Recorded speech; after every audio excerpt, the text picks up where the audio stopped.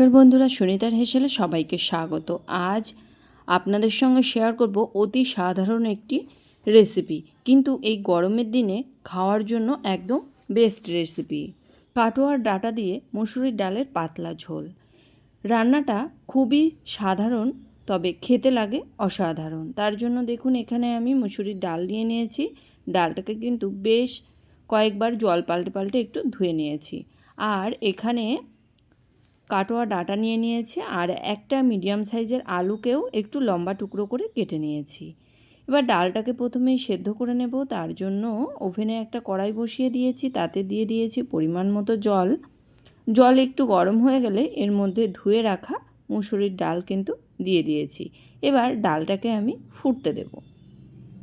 ডাল যখন ফুটতে শুরু করবে তখনই এর উপর থেকে কিন্তু যে ফেনাগুলো উঠবে, সেই ফেনাগুলোকে কিন্তু আমি একটা হাতার সাহায্যে তুলে ফেলে দেব। এবার এই ডালের মধ্যে দিয়ে দেব কাটোয়া ডাঁটা আর আলু। আর আলুগুলোকে দেওয়ার পরে এবার ডালটাকে কিন্তু এইভাবে একটু মিশিয়ে নিয়েছি। ডালের মধ্যে বেশ কিছুটা পরিমাণে আমি কাঁচা লঙ্কা একটু অর্ধেক করে ভেঙে এখানে দিয়ে দিয়েছি। আপনারা যদি বেশি ঝাল খেতে পছন্দ করেন, এই সময় কিন্তু লঙ্কাগুলোকে চিড়ে ব্যবহার করতে পারেন। এখানে আমি 1.5 টেবিল চামচ পরিমাণে চিনি দিয়ে দিয়েছি। চিনি দিয়ে সিদ্ধ করলে ডালটা খুব তাড়াতাড়ি সেদ্ধ হয়ে যায়, আবার ডাঁটা আলুর ভেতরেও কিন্তু বেশ মিষ্টিটা ভালো মতো যায়। ডাঁটাগুলো খেতেও কিন্তু বেশ ভালো লাগে। এবার ডাঁটাগুলোকে কিন্তু ডালের সঙ্গে খুব ভালো করে সেদ্ধ করে নিয়েছি। দেখুন, এখানে ডাল, আলু, ডাঁটা সবই কিন্তু খুব সুন্দরভাবেই সেদ্ধ হয়ে গেছে। এবার এর মধ্যে আমি পরিমাণ মতো জল দিয়ে দেব। আমি কিন্তু ডাল একবারে খুব বেশি পাতলা করব না, আবার খুব বেশি ঘনও করব না। যতটা পরিমাণে জল দেওয়া যায় ততটা পরিমাণেই কিন্তু এখানে জল দিয়ে দিয়েছি। জলটা খুব ভালো করে মিশিয়ে নিয়েছি। এবার এর মধ্যে দিয়ে দেবো স্বাদ অনুযায়ী লবণ, আর দিয়ে দেবো হলুদ। আমি এখানে একটা হাতার মধ্যে যতটা পরিমাণে হলুদ লাগবে হলুদটাকে নিয়ে নিয়েছি। নিয়ে ডালের জলটাকে দিয়ে একটা চামচ দিয়ে মিশিয়ে হলুদটাকে কিন্তু ডালের মধ্যে দিয়ে দিয়েছি। এইভাবে দিলে হলুদটা কিন্তু দলা বেঁধে যায় না, আর বেশ খুব ভালোভাবে ডালের সঙ্গে মিশে যায়। কালারটাও কিন্তু খুব সুন্দর আসে। ডাল কিন্তু খুব ভালোভাবে ফুটিয়ে নিয়েছি। এবার ডালটাকে নামিয়ে নেব। নামিয়ে নিয়ে ডালটাকে কিন্তু ফোড়ন দেব। তার জন্য কড়াটাকে পরিষ্কার করে আবার বসিয়ে দিয়েছি। দিয়ে দিয়েছি 2 টেবিল চামচ পরিমাণে সর্ষের তেল। এবার তেলের মধ্যে ফোড়ন হিসাবে এখানে দিয়ে দিয়েছি শুকনো লঙ্কা, তেজপাতা, আর দিয়ে দেব 1/2 চামচ পরিমাণে রাঁধুনি।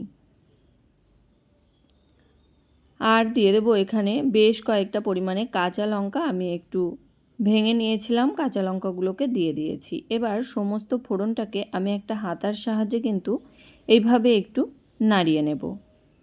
এইভাবে একটু নাড়িয়ে নিলে কি হবে, রাঁধুনির যে সুন্দর গন্ধটা সেটা কিন্তু ডালের ভেতরে খুব সুন্দরভাবেই মিশে যায়। এবার ফোড়নটা ভাজা হয়ে গেলে এর মধ্যে আমি 2 হাতা ডাল দিয়ে দিয়েছি। ডালটা দেওয়ার পরেও কিন্তু আমি একটু ডাবু হাতাটা দিয়ে খুব ভালো করে ডালটাকে মিশিয়ে নেব ফোড়নের সঙ্গে। মিশিয়ে নিয়েই এর মধ্যে বাকি যে ডাল আছে ডালটাকে কিন্তু ঢেলে দিয়েছি। খুব ভালো করে এবার ডালটাকে মিশিয়ে নেব ফোড়নের সঙ্গে। ডালটাকে দেখুন খুব ভালো করে মিশিয়ে নিয়েছি। আর ডাল কিন্তু এইভাবে উপর থেকে নিচ একটু ডাবু হাতা দিয়ে ফেললে ডালটা বেশ টেস্ট হয়। খুব ভালো করে ডালটাকে কিন্তু মিশিয়ে নিয়েছি। এবার ডালটাকে কিন্তু খুব ভালো করে একটু ফুটিয়ে নিতে হবে।